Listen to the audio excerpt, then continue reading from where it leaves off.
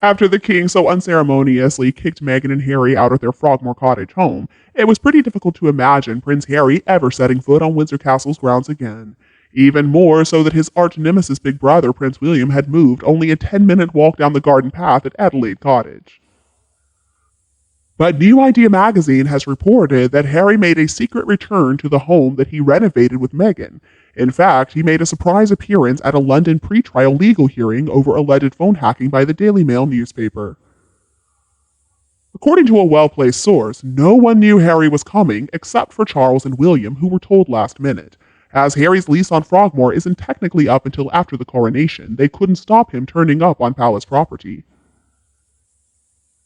It was also reported that William and his family were staying at Anmer Hall in Norfolk for the children's Easter school holidays, but according to one insider, Harry and William did come face to face for a brief but tense encounter in the gardens.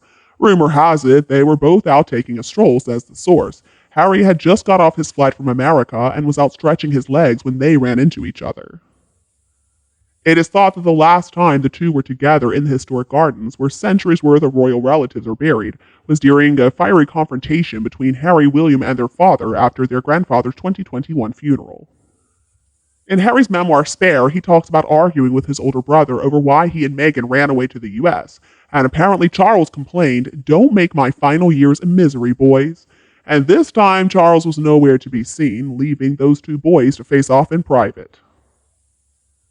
A source reports when Harry saw William, his heart would have dropped. He has been very open about suffering from anxiety during tricky conversations with his family, but apparently he steeled himself and went over to exchange pleasantries.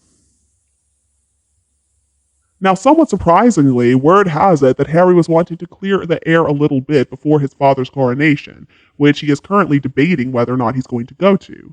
And as for whether or not William was open to hearing Harry, well, sources are not so sure. William has made it very clear among his friends that he is done with Harry, says a source. The book was the final straw, and there's no doubt that if he caught up with Harry at Frogmore, the younger Wales would have been sent away with a flea in his ear. Perhaps that's why he had a face like thunder at the High Court last week. And a royal expert has warned Harry, saying, "Dear Harry, brotherly discord has existed throughout the passage of time. You are not special. You being the second born is one of the most common dramas of human nature. You have been pursuing your supposed victimhood as a financially lucrative business model." The fact is, William will be king someday and Harry won't. And that's a role that William is going to fulfill out of patriotic duty. He's going to honor his destiny as heir apparent, next in line to the throne. In fact, thanks to Harry's revelations, we've got to feel the most sorry for William in this situation. He was raised from the time he was born with a destiny that was set in stone, unlike Harry, who really had freedom to decide how he wanted to live his life as a prince to the British monarchy. He had way more options available to him than his brother ever had.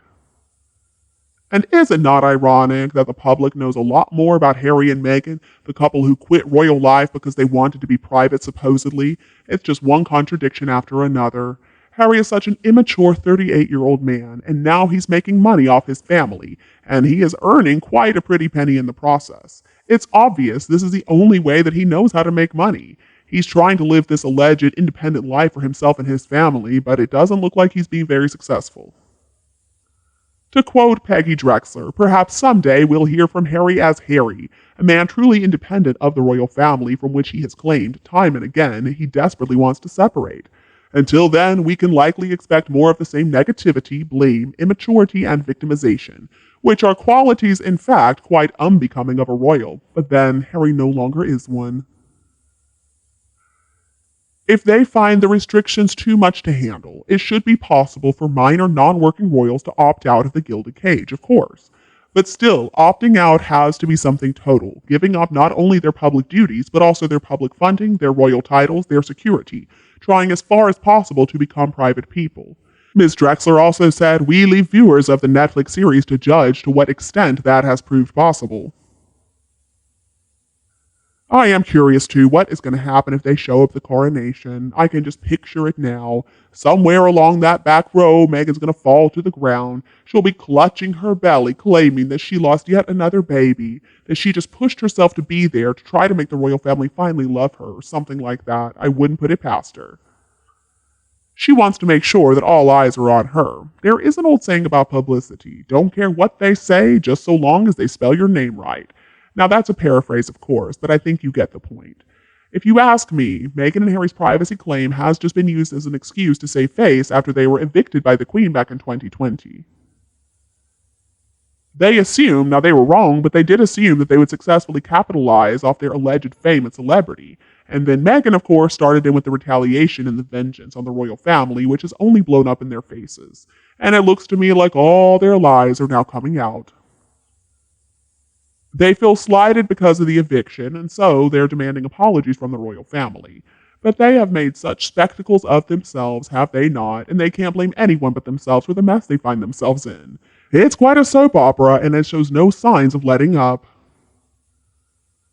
Now, the truth of the matter is, we all have our lives to live. We all have our destinies to fulfill. We all have our crosses to bear. Harry is not unique in that, and neither is William for that matter. And at some point in time, all of us are going to run into some difficulties. But we've just got to make the most of it without complaint, and we have to turn uncertainty into success. I think that was kind of how Charles thought when he was asked about becoming king after waiting such a long time. He understood that to have that role, his beloved mother had to pass away, and he was never going to rush that tragic event. Instead, he knew it was better to just wait patiently. It's what he was born to do. The oldest is taught, and the spare too, if they have the sense or are smart enough to listen and learn. Unlike many people out there, they understand that they got to step up to the plate when they need to. It is the family duty. So I'm just going to leave you to come up with your own opinion when it comes to Harry. I know I already have. The sad thing about Harry is that he does not have the smarts or the skills to do anything other than trashing his family. I'm pretty sure that marrying Meghan Markle was the worst thing that he could have ever done. If he had married somebody more appropriate, then he could have easily coasted along for the rest of his days, and he really wouldn't have had to do any hard work. I mean, the qualities Harry is showing right now are qualities that are unbecoming of anybody. I don't care if they're a royal or a commoner. He needs to get his act together. He needs to grow up. He needs to develop some ability to resist manipulation, and also figure out how to be grateful for the privilege and the love that he has gotten throughout his life. And he needs to genuinely apologize to his family, his friends, and the whole country that he threw under the bus. And you, what do you think about Harry and Meghan? Please tell me your opinion below in the comments section. If you think my video is helpful, don't be afraid to like and share it with anyone else who would enjoy it.